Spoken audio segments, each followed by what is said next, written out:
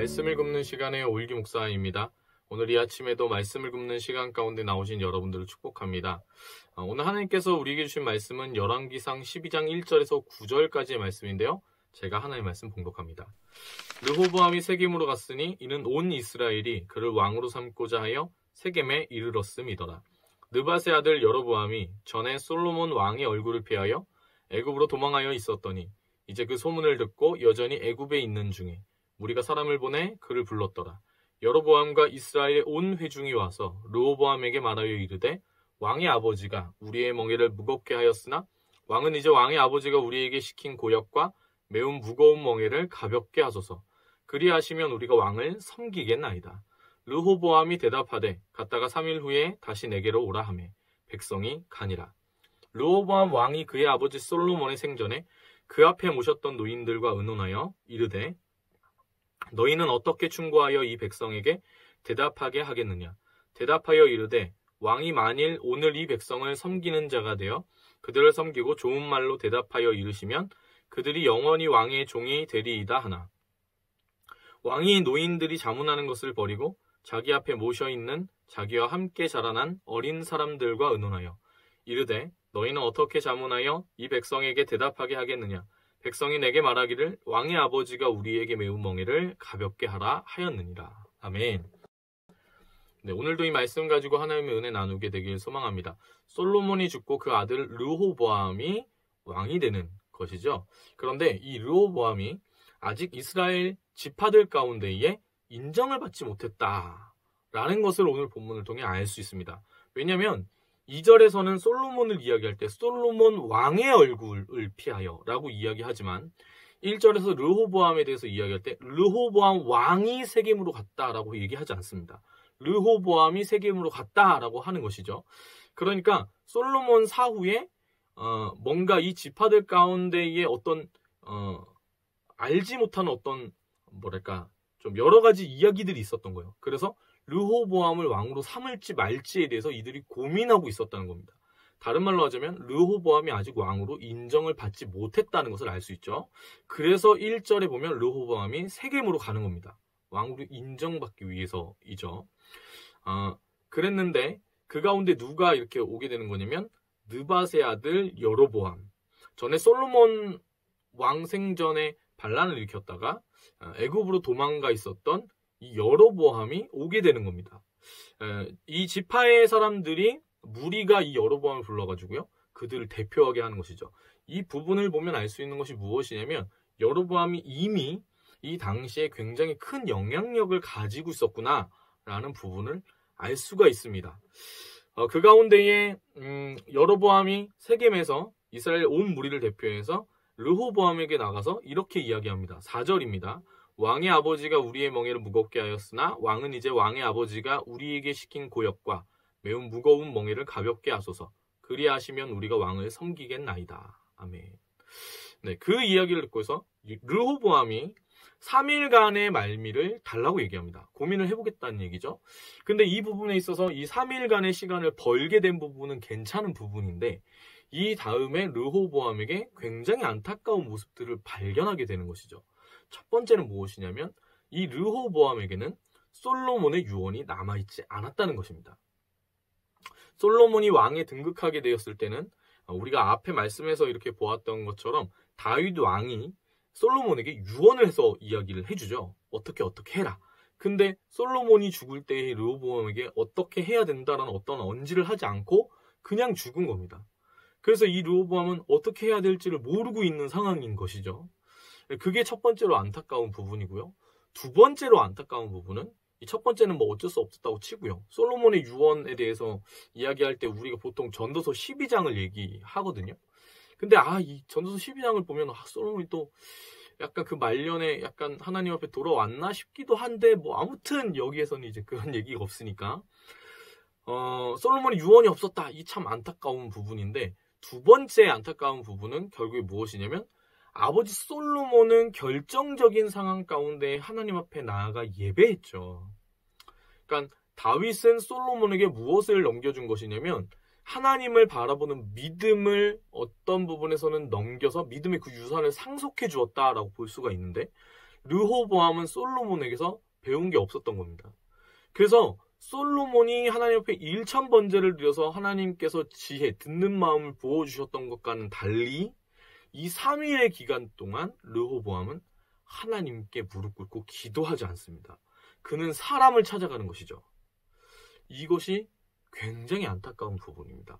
여러분, 우리가 어떠한 일을 할 때요, 우리 역시도 기억해야 하는 것이 있습니다.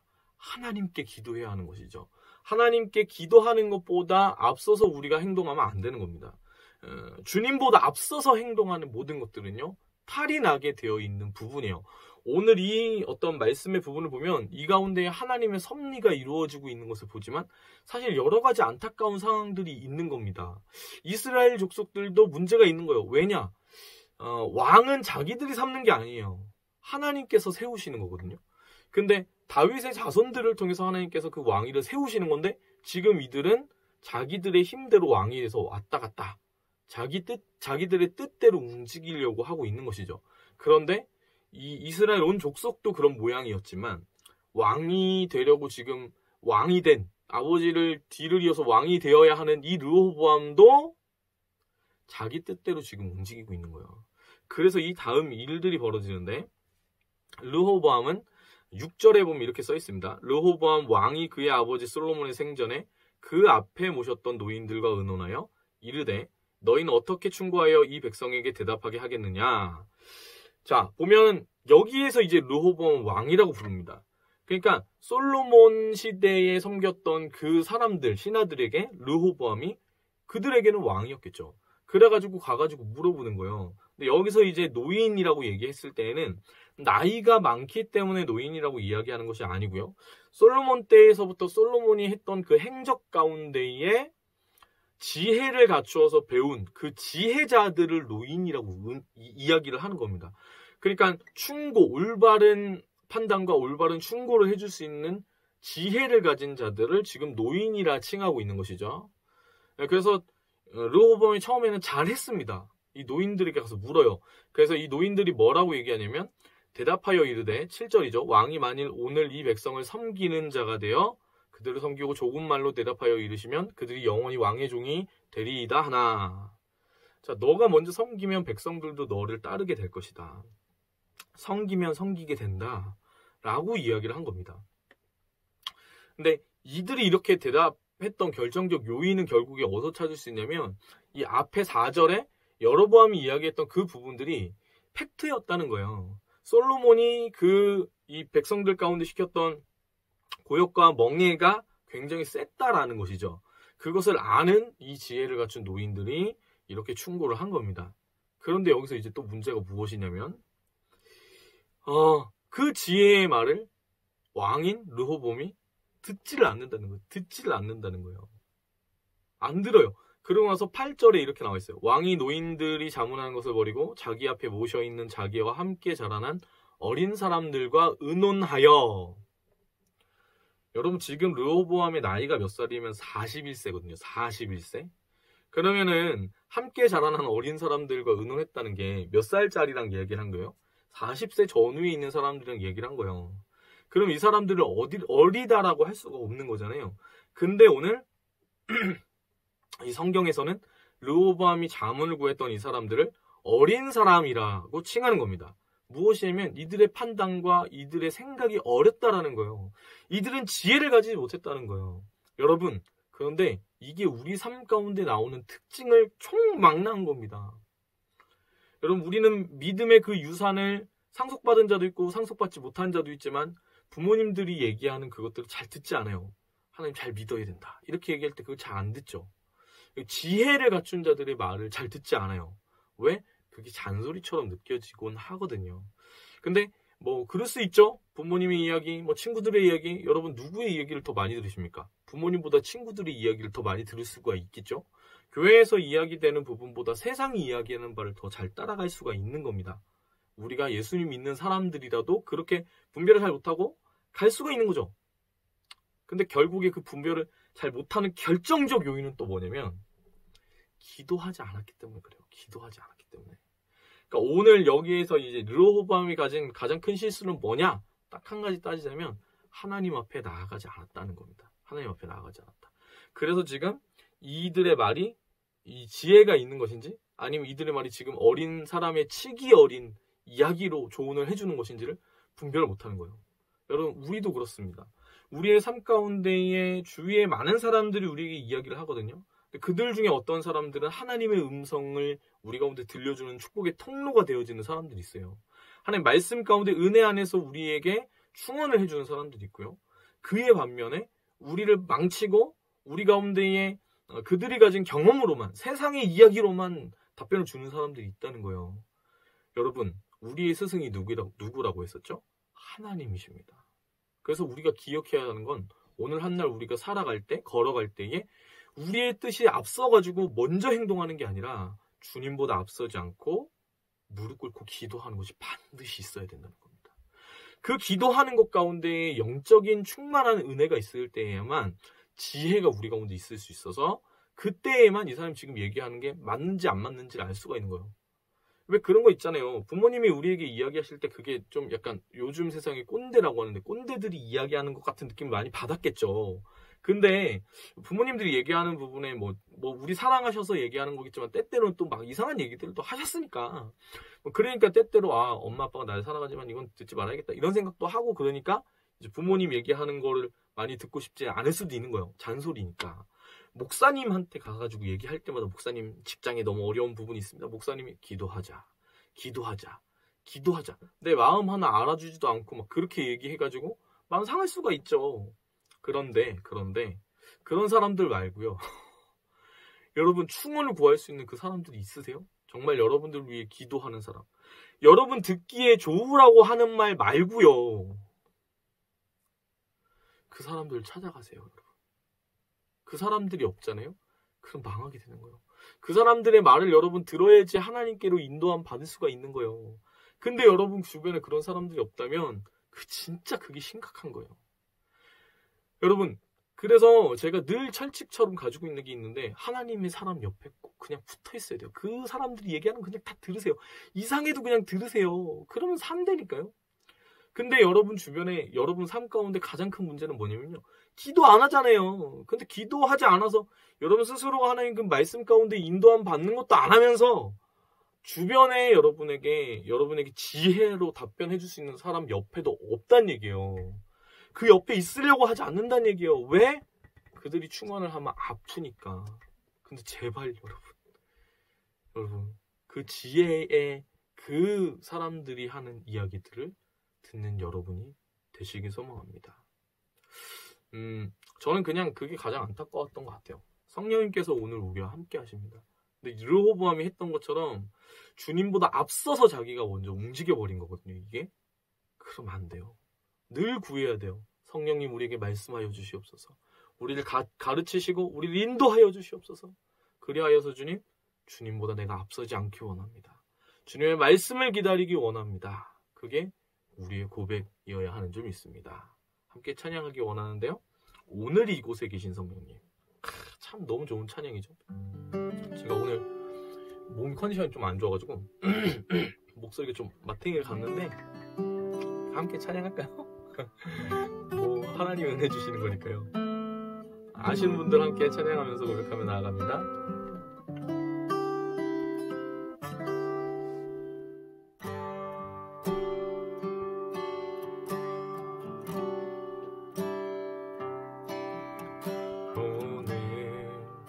이곳에 계신 성령님 우리에게 말씀하시고 우릴 가르치소서. 닫힌 우리 맘 열어주시고 주의 빛으로 밝혀 우릴 인도하소서. 다시 한번 오늘 이곳에 계신 성령님 우리에게 말씀하시고 우릴 가르치소서. 닫힌 우리 맘 열어주시고 주의 빛으로 밝혀 우리 인도하소서. 주님보다 앞서지 않고 겸손하게 주님의 말씀 기다리니 주님 손에 우릴 드립니다. 사랑으로 인도하소서. 우리 처음부터 다시 한번 고백합니다. 오늘 이곳에 계신 성령님, 오늘 이곳에 계신 성령님, 우리에게 말씀하시고 우릴 가르치소서. 닫힌 우리 마음 열어주시고 주의 빛으로 밝혀 우릴 인도하소서. 주님보다 앞서지 않고 겸손하게 주님의 말씀 기다리니 주님 손에 우릴 드립니다. 사랑으로 인도하소서. 창조하신 모습 떠난 우리를, 창조하신 모습 떠난 우리를 예수님답게 빚으소서.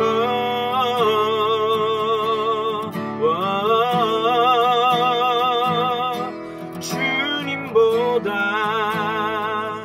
앞서지 않고 겸손하게 주님의 말씀 기다리니 주님 손에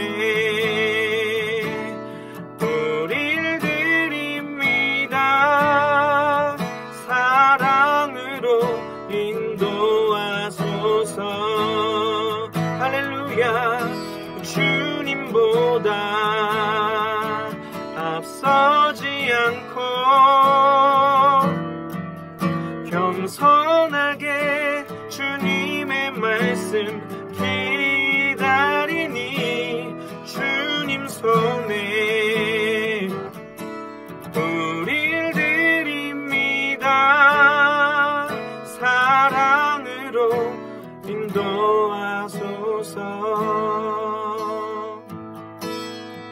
사랑으로 인도하소서.